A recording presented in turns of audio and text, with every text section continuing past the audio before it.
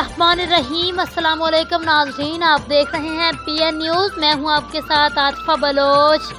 नाज़रीन, खबर शामिल करते हैं अरफवाला से।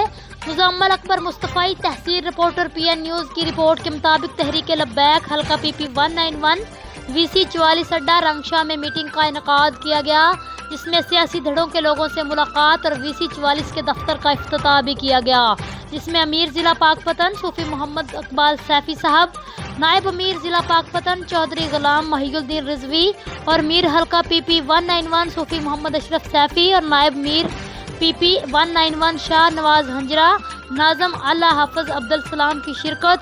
इलाका के कसीर मुअज़्ज़िज़ीन और सियासी लोगों ने शिरकत की, जिनको तहरीक का मंशूर बताया गया और निज़ाम मुस्तफ़ा सल्लल्लाहु अलैहि वसल्लम के फ़वाइद व अज़मत बयान की, जिसको शरीक अफराद ने खूब सराहा और तहरीक लब्बैक पाकिस्तान के साथ चलने का वादा भी किया।